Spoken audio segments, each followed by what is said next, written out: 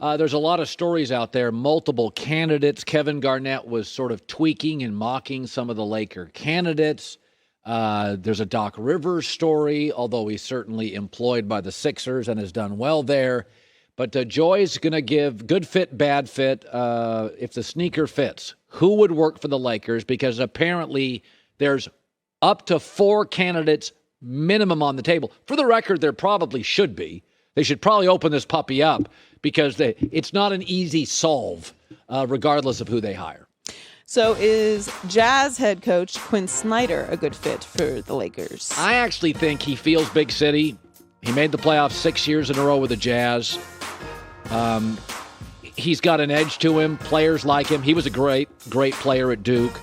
And he's older than you think, but I think comes off as young and pretty progressive. I also think he's declined multiple offers by the Jazz to extend it. So, you can see him working that gum.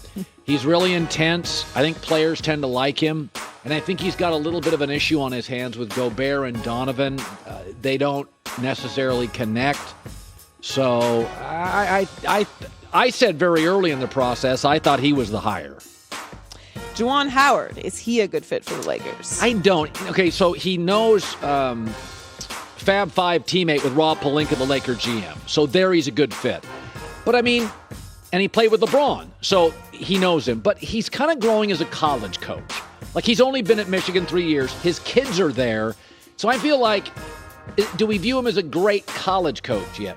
Well, I think we see he's clearly competent, and he's growing, and I think he could handle an NBA job, but I don't think at this time yet, for this mess with the Lakers, I think it's just too much for his first foray coaching pros. Is Sixers head coach Doc Rivers a good fit for the Lakers? I think it is. For the record, I just looked up his record. 2 years with the Sixers. It's the best record in the Eastern Conference. So, again, he wins a lot, and he deals with older players. Let's be honest about this. Philadelphia thing has been Simmons and Embiid and Harden and a high-profile GM and an impatient owner. I think he works. This is a hard job. He's like Joe Torre in baseball. He just knows how to deal with the big personalities. He feels like, with Quinn Snyder, a great fit. Is Lakers assistant coach David Fizdale a good fit to be the Lakers coach? I think you have to go outside the building for a new voice. I don't think he is. He's kind of struggled as a head coach. Very well liked, I've been told, by LeBron. He's also one of those guys who is considered a great assistant, but hasn't had success so far as a head coach. How about Warriors assistant coach Kenny Atkinson? He would probably be number 3 on my list. So, first of all, he's coached in big markets, Brooklyn, Atlanta, New York, Clippers. He gets the big city. Also, I thought he did a good job. He got to the playoffs without a single star player. So, now the question is always like Brad Stevens. You can do, with B players, you can do this. Could you do it with A's? He would be 3rd on my list, though. I thought what he did in Brooklyn was pretty impressive. He took some players that nobody else wanted and got them to the playoffs. Is Magic Johnson a good fit to be the Lakers head coach? No, he never wanted to be a talk show host. He never wanted to be a coach. At this point, Magic is a celebrity. He's a very good celebrity. I don't think the grind of being a coach. Do you want to sit down and watch tape of a Dusseldorf league to try to find the backup guard? He didn't want to be an executive. Right. I just don't think at this point, he's such a big, rich celebrity. I don't think he's built to be an NBA coach and live on 4 hours sleep. John Calipari, Kentucky head coach. I don't think it's a fit. Now, he knows Anthony Davis, right? But the truth is, John hasn't been to a Final Four since 2015. So he's got to get that thing right at Kentucky. And lost some, I think he lost a really good coach at Kentucky.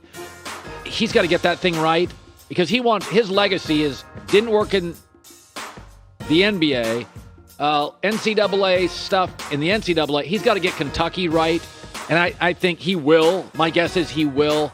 But they're going through a little turbulence right now in the Wildcats, and I think he needs to get that right. Nick Nurse, Raptors head coach. Would certainly be in my discussion. He's also Nick is a client of Clutch Sports, so I imagine they would like it. Nick's really smart, very pro player, and you got to give Nick credit.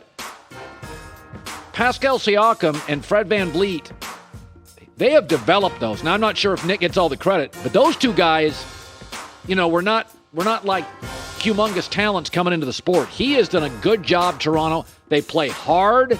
The chemistry always seems to be good. He made that Kawhi thing work, and that was weird. Like, Kawhi didn't want to be in Toronto. He arrives in Toronto. He's easily their best player, and it all worked, like, really fast. He gets a lot of credit in my book. Kurt Rambis, good fit for the Lakers head coach. No, my takeaway is Jeannie likes him.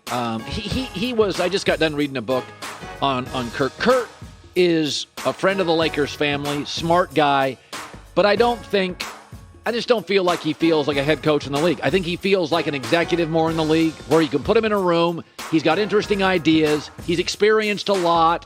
You want his ears and his eyes in the room and his voice, but I don't feel like that's a fit. Coach K. Well, he's 75, so I'm going to say not a fit.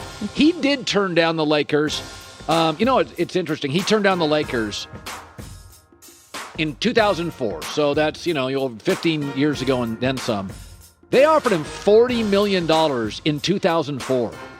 Now, today, every slot receiver is getting that offer. That is a lot of money in 2004. That is a check. And he turned it down, I think rightly so. I think he knew what he was. And he did the Olympic thing, so he got a taste of the NBA without being fired, because everybody's eventually fired in the NBA, not named Greg Popovich. So he basically got the taste of the NBA without having to coach in the NBA. Yeah, I think the Lakers are going to end up hiring a first-time head coach. Doc Rivers is not unemployed, so he's not available. And they've said they're not firing him. Well, isn't everybody available? What could the Lakers possibly give? They have nothing to give. Like, Doc's worth giving up something. You're gonna move off whoever you hire to coach in the next 3 years anyway. That's what the Lakers do. So whoever's taking this job, it's a 3-year deal, and in 3 years this team is going to look completely different. So I don't know what Juwan Howard's the interesting one. There's no value in Juwan Howard leaving Michigan right now for him. That is a poor choice by him. Both of his sons are coaching. That's a dream situation. I think my 1 is Doc. My 2 is Quinn Snyder. That's probably my 1 and my 2. Well, they both have to be available. Yeah. So out of the guys that are available, I think I view him as available. I think it's going to be a first-time head coach. Yeah, that's. Hi, everybody. Thanks for watching. Subscribe here to get the latest from the show. Also, be sure to check out more of the best clips from The Herd, or go watch a few segments from other shows on FS1.